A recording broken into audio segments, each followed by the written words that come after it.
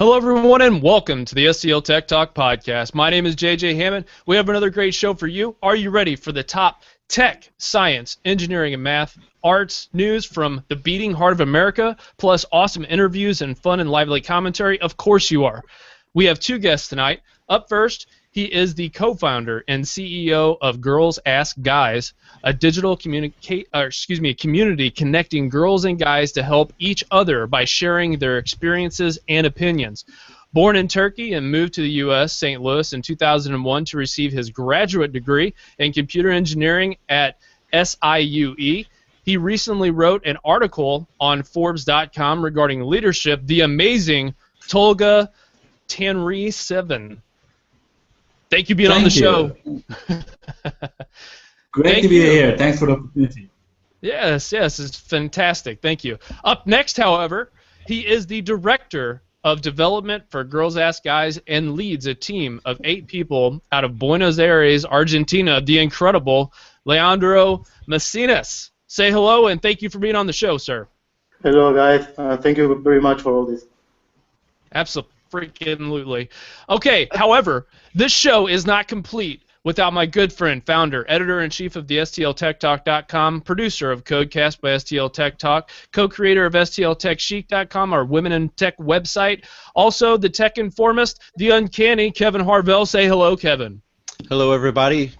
Leandro and Tolga, thank you for joining us. JJ, what is it with these last couple shows? We're talking to people really outside the country on an STL Tech show. I know, it's phenomenal. It's great.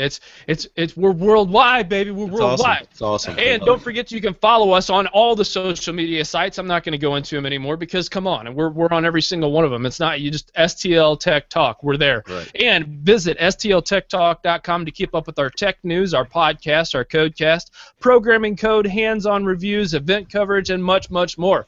And don't forget you can interact with the show by sending us feedback to podcast@STLTechTalk.com. And if you're watching us live, you can ask us questions via the chat room, and we will do our very best to answer those questions in a timely manner. Special thank yous go out tonight from JJ and Kevin to Scott Smith, the Tech Informist episode yesterday that we recorded guest, and what a wonderful job he did. So thank you very much. Also to Amy Susan. She is an amazing a voice that's speaking for the Missouri Economic Development Department and has agreed to allow us to kind of co-share some content. Amazing content, amazing work, amazing person. Thank you all for supporting the show in one way or another, and I really, really appreciate it. Also, we wanted to take a moment to thank the sponsors of our show, Heartland Realty. Go to heartlandhomesrealty.com for all your real estate needs. And Unidev. If you dream it, they can build it. Custom software, end-to-end development, beautiful web design, and creative marketing solutions. In business for the last 25 years, with 200-plus customers, 24/7 support, you will not be let down or left out on the creation of your dreams. If you want software development, content management systems, mobile development, web design, e-commerce solutions, digital marketing, and hosting, go to our website and click on their banner or go to unidev.com to get the high-quality service you deserve today. So let's go ahead and get to it with the very first question to our guest. And Tolga, you said you wanted to go first, so this is to you. What started GirlsAskGuys, and what brought you guys together? Sure. GirlsAskGuys started as a side project, really, a pet project, when I was working at an e-commerce company, Monster Commerce. It was back in 2007. I was out at a bar with a couple of friends, and we were a little bit tipsy. And at the time, we all had girlfriends, so we weren't there actually to hit on girls for a change. Okay. It's a nice role reversal. Right. Instead, we were just observing what's going on, and I kept seeing girls and guys trying to approach each other, whether to buy a drink or get a phone number, whatever. And I noticed a lot of rejections on both sides, believe it or not, whether girls or guys. And it was interesting to see that because, after all, a lot of the people are out there to meet people. And seeing that rejection seemed like something is not right. So I just came up with this idea of if you want to approach a girl, if you want to approach a guy, you should ask peers, ask other girls on how to do that. So we actually tested this out where instead of walking up to a girl, we walked up to a couple other girls asking, how should I go approach that girl? And it actually turned out to be a lot more effective. And next day, just as any software developer would do, I started coding with classic ASP. That was my background, classic ASP and Microsoft SQL. And literally within about a month and a half, the first prototype, the site was up and running. Very cool, very cool. So, first of all, where were you like 10 years ago? Second of all, no, I'm just kidding. So, you built it on the classic ASP, and then were you surprised at the success of how well it took off? I really believed the idea. I was very 100% sure that this was a place that is needed for two reasons. One, definitely getting girls and guys together, not as a dating site, but a place where you learn how to get a date. That was definitely, I could see that need, but also from an entertainment perspective as well. It's not just always getting advice. There's also very fun questions to share as well, fun facts you can gather too. So both of those combined, in my mind, there was no way it would have failed. Though, to be frank, I didn't expect it to pick up that quickly. Within just a couple of days, we started getting signups, and we didn't have any budget. It was completely bootstrapped. We did some PPC advertising, but after that, GirlsAskGuys did not do any advertising. I would say about 3-4 months. Never, it was all organic. SEO mostly back then. Social wasn't as big, but now social, it just kept growing. That's amazing. I mean, that's an amazing story too. As far as you were just like, you didn't even miss a beat. You were like, yes. No, I knew it because I was watching it while I was drunk. No, I think it's really cool, and I think that it can scale out to encompass more of that communication process. Because what do we hear more than anything else in couples relationships or getting to know somebody is the communication barrier, right? Whether you're right in front of them or next to them or near them or whatever the case is, it always helps to throw a question out and not be completely beat up for like throwing the question out. So that's an awesome thing, Tolga. So Leandro, go ahead and tell us a little bit about the creation of like how you were able to take it on from there. Yeah, well, basically, I joined 1 year ago. Tolga basically gave us the classic ASP code, all the features there. The big community was asking for a change too. And the big challenge that last year was, basically rebuild everything. We used Microsoft Framework, the .NET version 4.5. And the challenge there was, take the ideas, the features, the community, but not use what Tolga did. But just take the ideas and do it better. And they were very happy to not use what I did too, by the way. Yeah, exactly. Andrea and the team, they do not like classic ASP. They had to, because while we were developing the new platform, they actually had to deal with the classic ASP code too. Okay. Every couple of days, I would have heard from him, "What are you trying to do here? I can understand this." Nice. Yeah, well, that sounds about right. That sounds about right. It does. It sounds about right. Unless you are so medicated, let's call it that, to do all of that yourself, then there's no way that, especially when you're talking about scale and changing some things, you're like, nah, what were you trying to do here? I mean, really, with this function, with this call, what were you trying to do? So again, speaking to this, so. What technology do you use now to work through the scale on the site, like to handle that, and then let's talk a little bit about that. Yeah, basically right now we have a single code base that supports the 3 sites that we have. it's not only Girls as Guys, but we have Turkish version and also a version in Spanish. So it's the same code base, which is multilingual. So Nice. tomorrow, if we want to scale up to Portuguese or to other language, it's just doing the right translation and having the right people to do the right translations, because it's not easy to do that. But yeah, one of the major, not challenges, but the decisions we made when we were going with Spanish from English or Turkish. We could have just said, all right, we already have 500,000 questions. Why don't we just Google translate these or translate these and put them as questions on GirlsAskGuys? But we don't want to do that. With GirlsAskGuys, the concept is about girls and guys coming together and sharing their experiences, their culture, their opinions. Right, So exactly. So not all the culture is translatable. Exactly.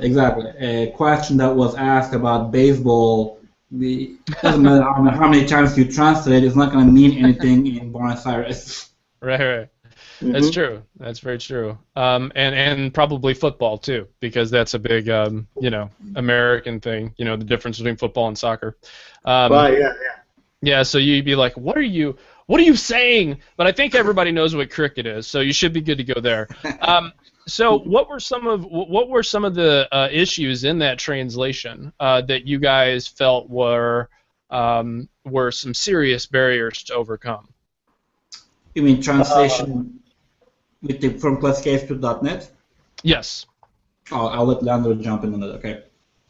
Well, basically, we need to create the whole new project. The classic ASP code was, everything together: HTML, business logic, SQL code, everything together, and we need to start splitting that. And now we have the single project with the typical 3-layer structure.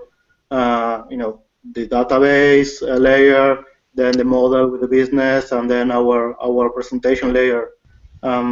As I mentioned before, we are using the MVC the Microsoft.NET full stack. So we use .NET MVC, SQL 2012, and also in the last year that we built all the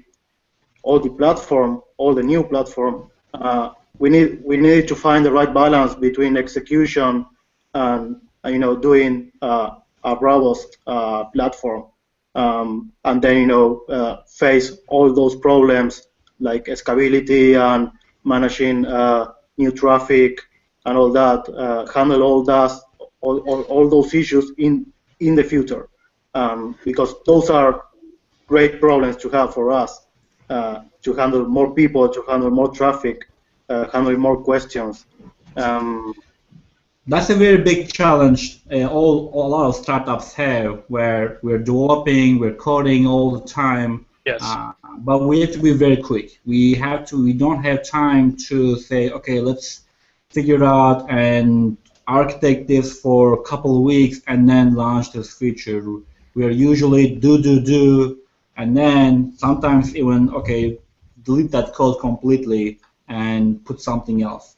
So there's a very good balance there that Leandro manages very well with his team. We have to be very quick. We have to push out release very fast, but we can't also sacrifice from quality, because that will just make everything crumble down. Yeah, and again, I think we talked about this before the show, but I want to say it again, is the quality of work you guys have done is just a superb job, and you took the time to do a very a good job and a very well product, and I just wanted to say that to you. The other thing was, the other thing that I wanted to say was, I bet it was interesting, and I bet it's still interesting to see the difference in culture and communication that the questions are like. Because when you get to see that stuff, you're like, I would have never thought about that. So do you guys have any cool, like, one-off questions that you have to share with us? You can think about it for a second, but do you guys have any cool questions? I gave this actually example a couple of days ago. I saw this question. Somebody was asking, why do girls like bad boys? Oh, that's a good question. Tell me the answer, because I don't I'd know. love to know their thoughts on that one. Endeavor, as always, right now we get about 150, 160,000 opinions. We call them opinions. We don't call them answers because it's Okay. everyone's opinion. There is no single answer per day. Out of those 150, 160,000 per day, this question, I can't remember, had like 10, 15 already answers or opinions. And the most helpful opinion, which is the asker, after he gets a few opinions submitted, he gets to select the best one. After he selects the best one or she selects the best one, we award users points for becoming the most helpful opinion, and they use those points to advance to next levels. Long story short, the most helpful opinion was from a girl in her late 20s, I believe. She was saying it's just the same thing as guys, where guys like the challenge. Same with the girls. Making a nice guy being nice to you is easy because he's nice to everyone. But making a bad boy treat nice to you is a challenge. Not everyone can do that, so girls like to take up the challenge. Wow. Very interesting. Huh. I wonder if that's what my wife thought. I mean, I know this. Good on her for trying this long. She's been trying for like 11 years, but just saying. So this is kind of like going off on a little tangent, and maybe it's not an accurate comparison. So maybe Girls Ask Guys is kind of like the internet version of Men Are From Mars, Women Are From Venus, or whatever the name of that book was from 15, 20 years ago. It's just Yep. That actually has been used with Girls Ask Guys name a lot. There was an article on Mashable a long time ago, and that was the title of the article about Girls Ask Guys. Guys are from Mars, girls are from Venus. Yeah. Right. Nice. So you kind of touched a little bit on the traffic. What kind of unique numbers and how is it that you're able to track all that and support the amount of volume that comes to GirlsAskGuys.com? We have a lot of servers. I'll let Leandro give you a quick overview of our server footprint. We have servers in different countries. Okay. Yeah, well, basically for the Girls Ask Guys side, we have two production sites that serve the website, and then we have a dedicated server database too. Of course, always doing a scale up on database is harder than on the web application. Right now we are in good shape on database, and also we have a great DBA working with us that is doing all that tuning. And then for the Turkish version, we also have two production websites, web servers. Sorry, the same pattern, a dedicated database. We also have dedicated sites to serve resources like images, JavaScript, CSS, to make all those parallel downloads and not affect the load times. Right. Which is those load times are very important for us. Not only from a response point of view, but from organic, from Google crawling and all that. They pay a lot of attention to that. If you have a slow site, or if you have slow response times, Google will stop sending you traffic. Okay. Interesting. So that's and all that part, and SEO, and all the things related to the organic traffic for us is very important. Sure. A big portion of our traffic is coming from organically from search engines, so it's really that's speed is interesting. definitely important. That's interesting. So people will type up a question, and GirlsAskGuys.com will show as a result because that question's already been asked. Exactly. Awesome. And that's actually one of the I have been doing a research, compiling some numbers. It used to be that people used to search for keywords like advice, help, very generic terms. Right. but that has been changing in the past few years. People are getting very comfortable typing in actual questions, sometimes very personal questions, with the whole question itself and finding the answers. And those questions that starts with my friend, my boyfriend, my girlfriend, my wife, those keywords are actually up on the rise. And the generic terms are going down, which suggests that people are getting a lot more comfortable searching for answers or for opinions online from other people. Okay. That was a very good quote, actually. Recently, I was reading called "Proxy Society," where we are seeing a move towards that proxy society, where all those services are there to help you navigate, and people trust those communities. Just like on TripAdvisor, people commenting on trips, Amazon, people commenting on products. Those societies are becoming more trusted, even though they're anonymous, and that's helping us because that's exactly where we are too with GirlsAskGuys. We're a trusted and anonymous community. That's cool. Yeah, just real quick, one other thing that popped into my mind. It was something we kind of discussed a little bit before the show started. Was, with a site like this, I mean, obviously things can probably get out of hand fairly quickly. Speaking of moderators, how big is the moderator team that works with GirlsAskGuys to help keep the streets clean, per se? Yep, that's definitely important. First off, we actually have volunteer our users, moderators too. Okay. Okay. We promote our users to become moderators, and then we call them super modes and also uber modes. All have different levels of functionality, different levels of responsibilities, who are helping us free to manage the community and the content on the site. Okay.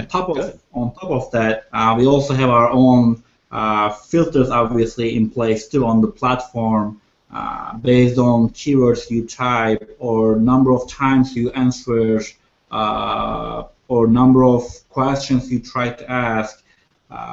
We have those filters in place where it will either remove a question automatically if it was reported multiple times, or if it has some kind of a keyword, it will put into a moderation queue. It will try to make our actual on-staff admin team's life easier. But we do have an admin team on all the properties, all three sites, Turkish, English, Spanish, that 24/7, every single day of the year, that moderates incoming content. Wow. So I consider it, I always tell the team at 3 layers: our users who are helping us, our technology who is catching it, and our on-staff admin team who has the final say on everything. That's gorgeous. Yeah, it is. That is awesome. Good job, guys. Continue. And also, all that was very, very important at the time of developing the new platform, because we have a single code base, and all those filters, all those rules are not all the same for each site. Sure. The Turkish version doesn't have the same filters or the same rules as GirlsAskGuys or as HS7, that is the Spanish version.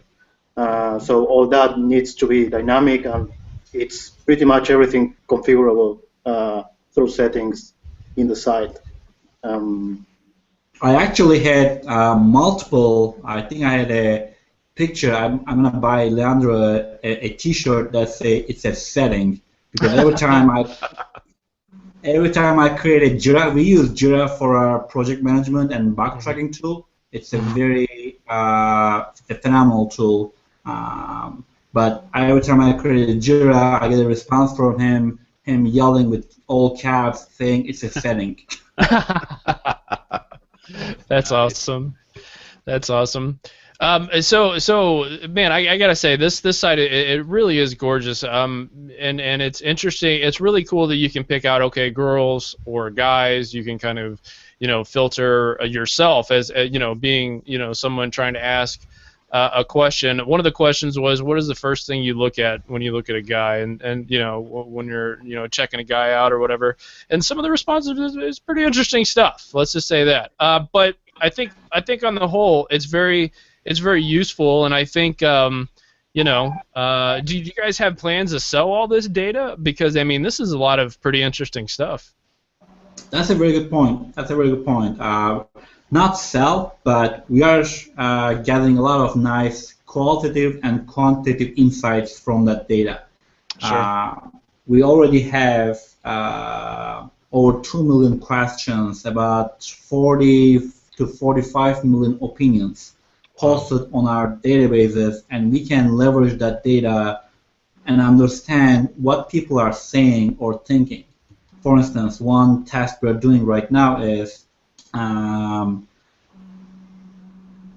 blondes, brunettes, or redheads. What do guys like? And we're trying to break it even down to country, saying, okay, really? People in this country like this, people in this city like this.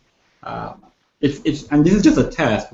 The number of data or the decisions or information you can gather is really limitless.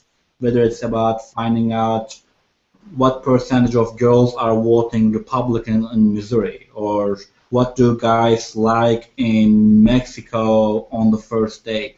We can actually gather all that within a very small amount of period.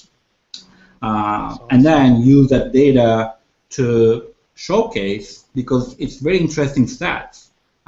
Some really interesting, cool stats come out of that. We recently launched a new feature. It's a setting. Poll questions. Well, actually, it is. Okay. Well, I wanted to try it just to see what it felt like. We recently launched a new feature that we are featuring polls, and we are able to get, in less than 24 hours, we can get 3,000 to 4,000 poll votes on any question we ask. And then we can use that to share with different media outlets. Really? Okay. Now we're talking. So this is amazing. So I mean, you guys have obviously made a really great product. I like the way it looks. I would kind of like to see the different versions of it in their native, like the turkey and all of that. But the version that I'm looking at, it's I like simplicity when it's done right. It's, like I said, done very, very well. What are your plans for the future? Tell me a little bit about what's the next couple of years look like for you guys. And go ahead and go first. Tolga, please. All right, let me jump in. The next couple of years, mobile is a big is for everyone, big for us. Already about 66 to 68% of our traffic is coming from mobile devices. Oh, wow. It's a very huge number, especially because our demographic, the millennials, from 18 to 30 are the early adopters. So it's great. That's where our users are. We didn't even have a mobile version up until last year. In the classic ASP version, there was no mobile website. It was we were storing the same desktop. So in the next couple of years, we're going to continue improving our traffic. Right now, we are reaching combined 10 million unique visitors per month. We are looking to improve that, but we're also looking to get into the App Store too, both on the Android and iOS world. The main reason for that is we want to be closer to our users. We want to be able to reach our users when there's a good question that's coming in that they are qualified, they will be interested to share their opinion. We want to send a notification.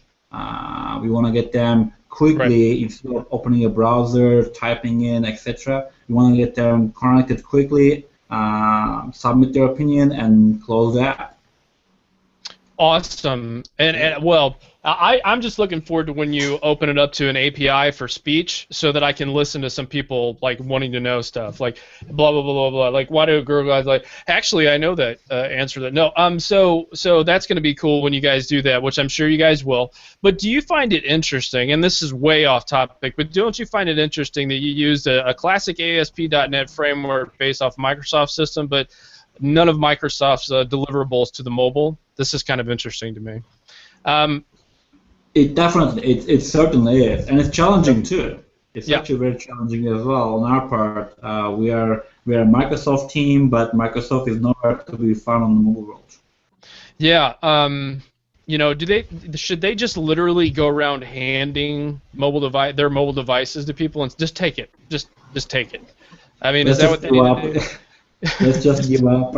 Let's just give them out. You know.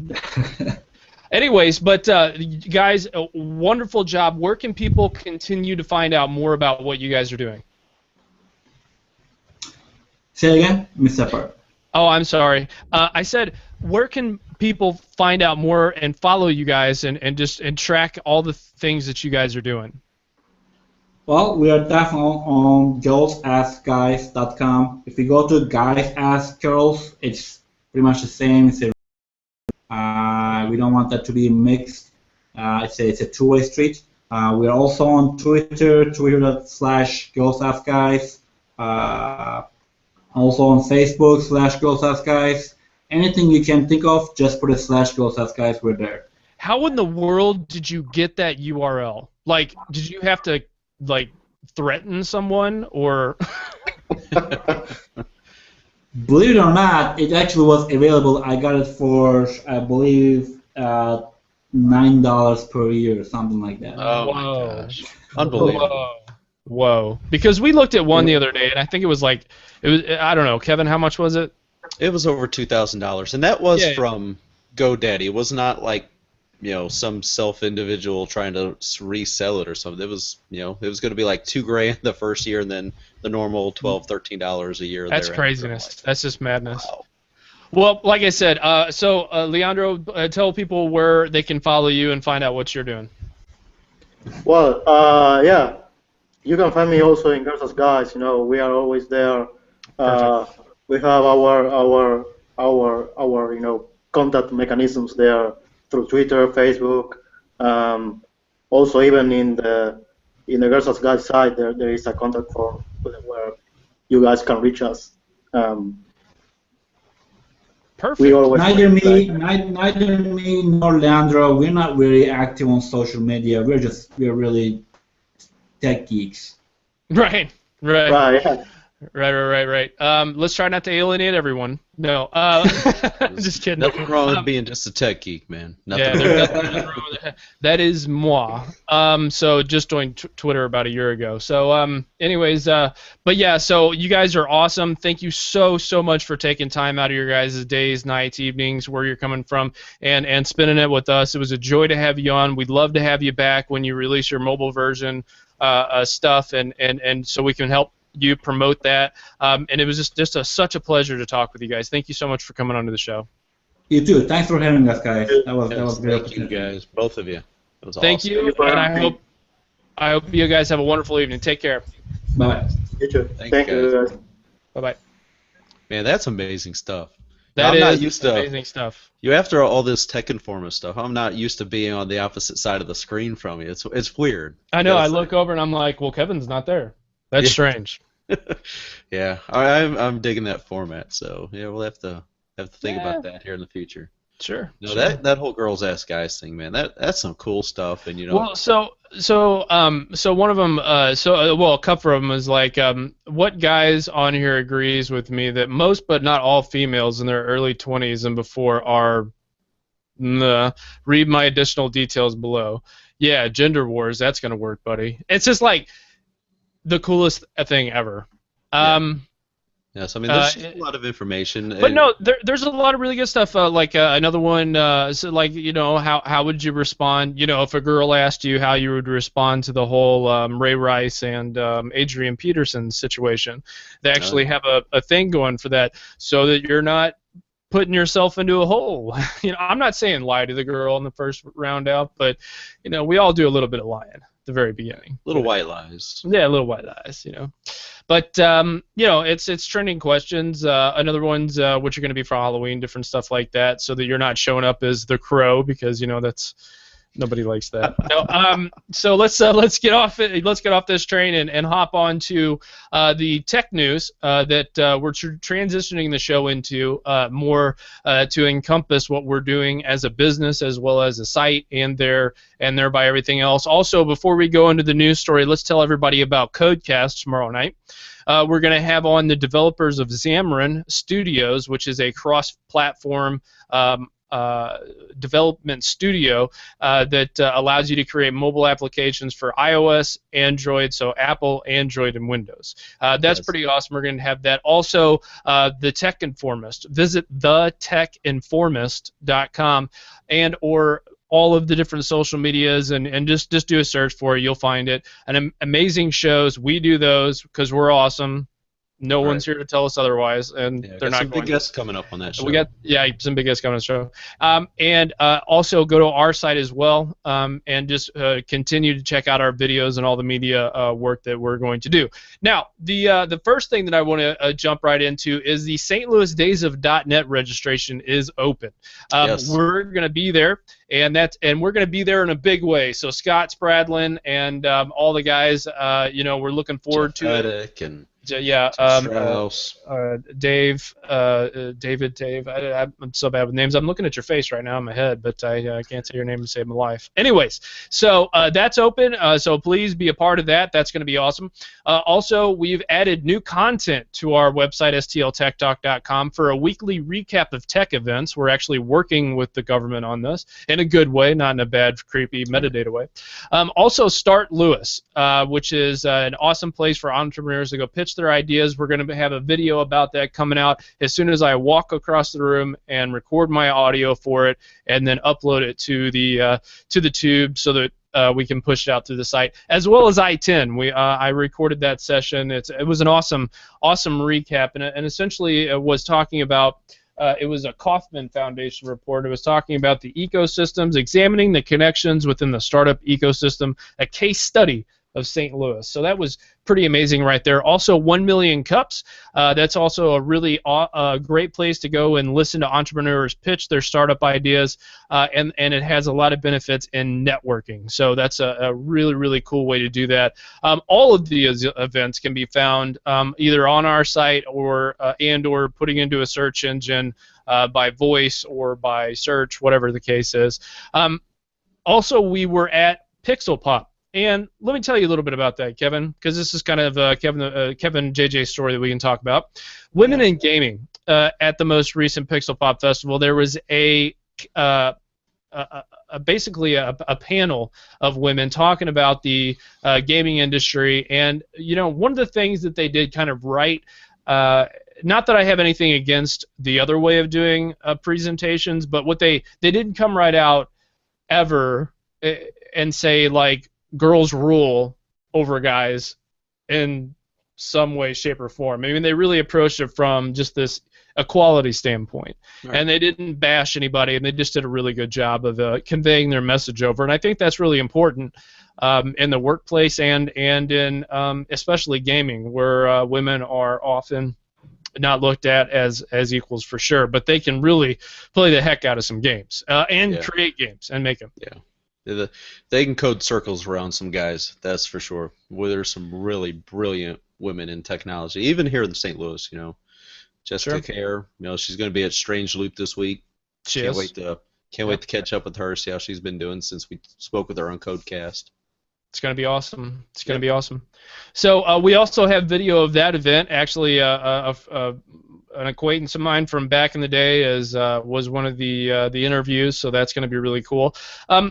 Also, how to interact with us with the shows from now on. Guys, you can go to our site and post your comments, post your different things in a push-up social at the bottom of the screen. And in our community, and you can interact with us there. So do that. go and do that, please. Pretty please go and do that. Also, you can support the show in one way or another by just simply clicking on all the like different ads and stuff on our site, because they're not crazy. They're not going to send you all over the place. They're like solid, good quality advertisements. If you want to learn how to code and program, go to the one about Pluralsight and click on that and try the 10-day free trial that's on the site. Next up, let's just talk about consumer stuff, Kevin. We were a little heavy-handed. This was more like a Codecast episode for sure. But let's talk a little bit about consumer news for the next 10 to 15. For Windows has purchased Minecraft for $2.5 billion. And the new version of Windows is in the preview form, and it's coming out on September 30th. What are your thoughts right out of the gate on the first and second part of that statement? All right, so the whole Minecraft thing, it was very surprised. I mean, it kind of been talked about for a week or so, about Minecraft being purchased by Microsoft for $2.5 billion. It's like every time we talk about one of these purchases, it's always a B, billion, not million. So it's like amazing.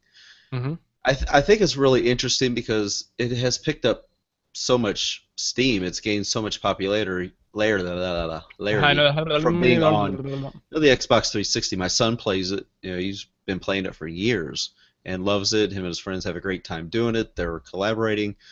Satya Nadella had a nice interview recently where it's, he believes it's a great platform and it's something that they want kids to use because there's a lot of creativity and logical thinking goes into how they design their levels and these environments that they're creating from scratch, and how they've got to take this resource and this resource to get this, and all the different things that's involved with Minecraft. It's Minecraft's available in multiple things, so Microsoft again is not going to keep it just on Xbox system. They've got the new version coming out on Xbox One. I believe it might be available now. I believe so. Yes. Yeah. Until Brad Whiteside tells me otherwise. Yeah. Until Brad tells us otherwise. Yeah, that's right. You could. Microsoft Store was running a deal with the Xbox. If you purchase Xbox One, mm-hmm. and I think the new Minecraft for Xbox One, you get like a $50 gift card, which obviously you're going to turn around and probably spend on a game or a controller, whichever, or some Xbox stuff on Xbox Live. So yeah. I think that's great.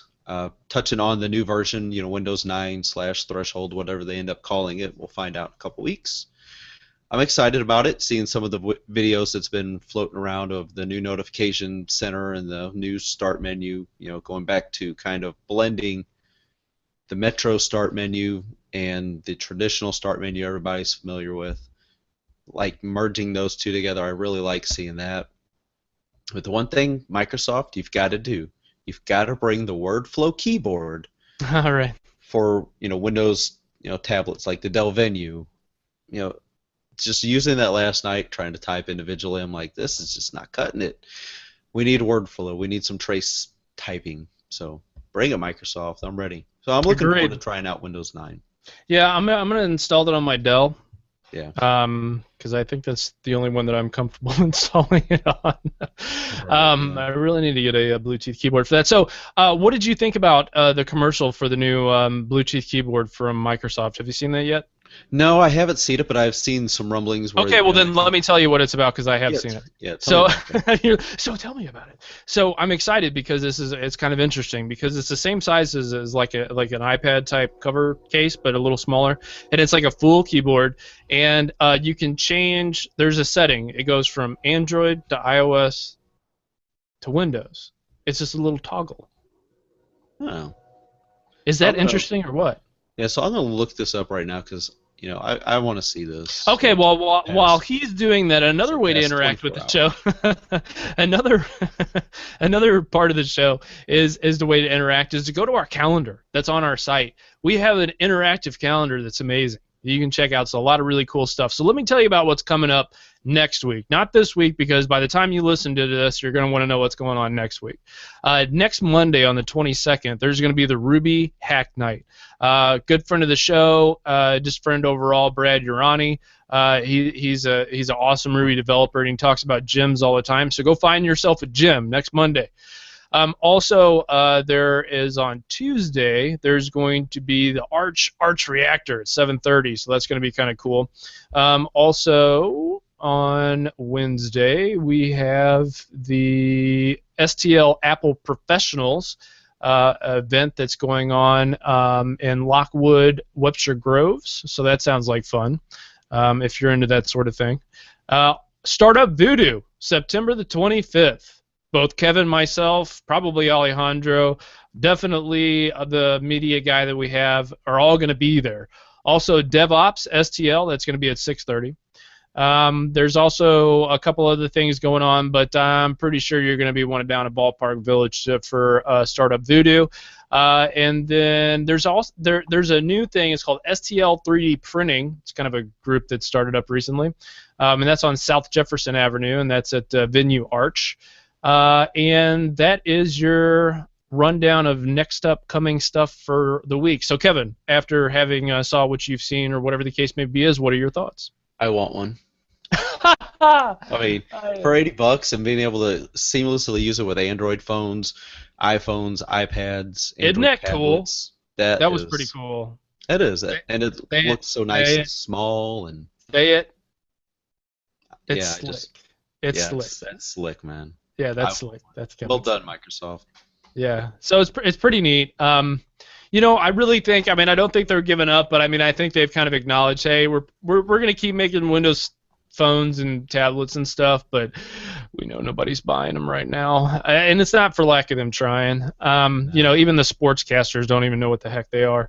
Yeah. So they paid what, $400 million? Yeah, they paid like $400 million. You know, that's a tide that's a ship that can't be turned around. But people are still into it, you know, and still doing that stuff. And rock on. I'm not down on it at all. I'm just, you know, speaking facts here at this point. The next thing I wanted to talk to everyone about was also it's not in the show notes, but I'll put it in here real quick.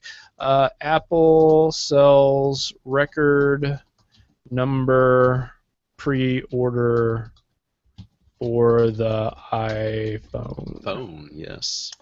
So, did you see this coming, or what do you think? I mean, 4 million is a big number for pre-orders. Yeah, I did, because I mean, I don't know the exact number breakdown, unfortunately, between iPhone 6 and iPhone 6 Plus, but we know there's been a lot of people that's been waiting for a large screen iPhone.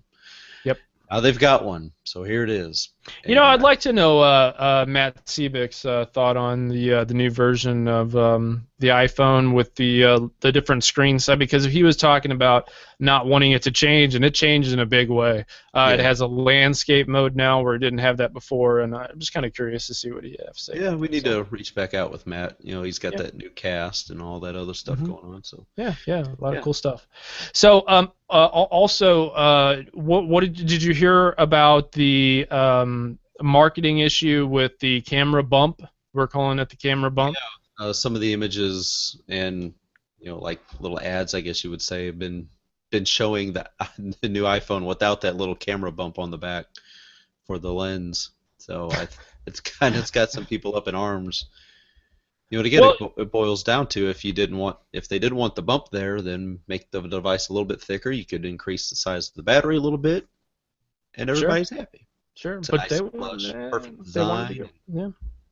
This is kind of curious why they did that. Yeah. Interesting. Very, very interesting. It's definitely a new Apple. We'll say that.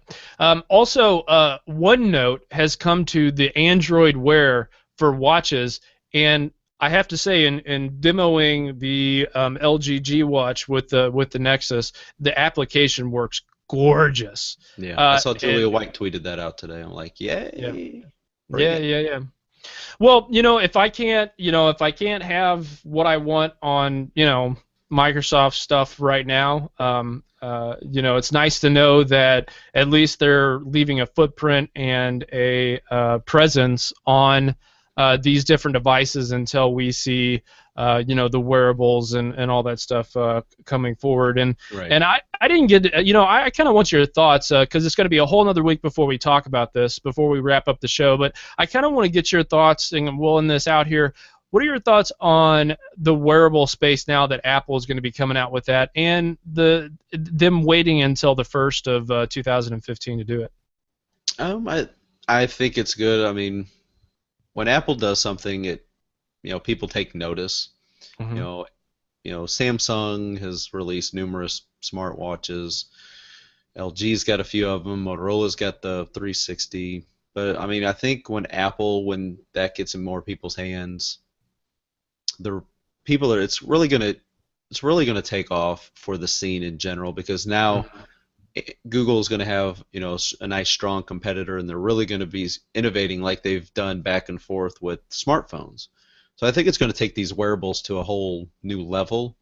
And I mean, at this moment, I'm not sure if a smartwatch is for me. I've tried the G Watch, tried it for a few different weeks, different times, and it's like I don't know, it's not grabbing my attention and making me think the way that I was expecting to think, maybe even I should say feel.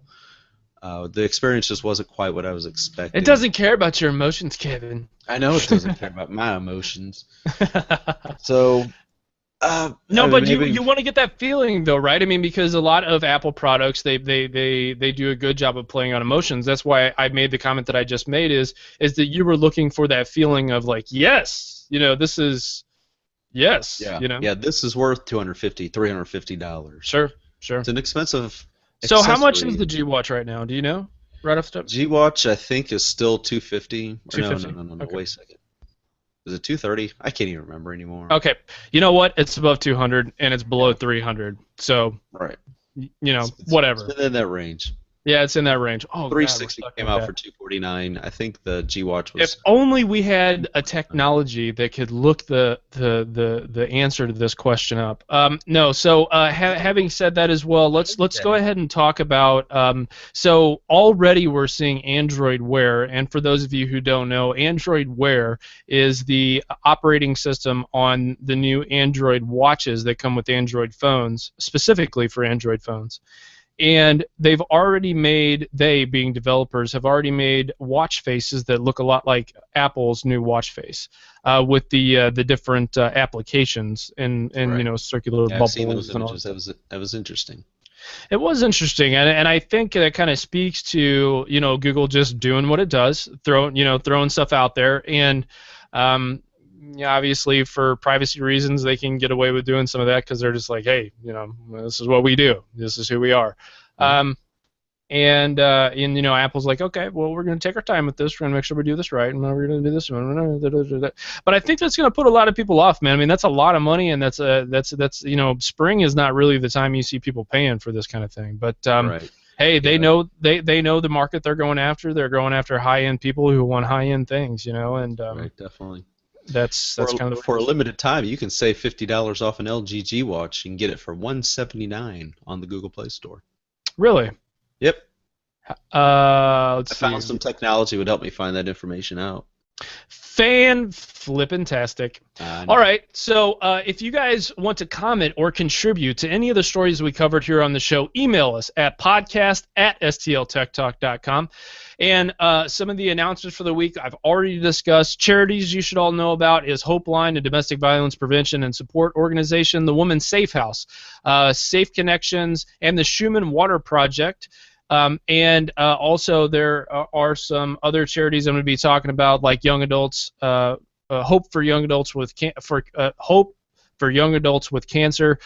Sorry I couldn't actually spit that out, but you should go check that stuff out. And also I'm going to be talking about some multiple sclerosis charities to go and do that for, because that's it's now an issue kind of near and dear to my heart as well. So we suggest that you all donate a little bit of your time to those good things here and around St. Louis.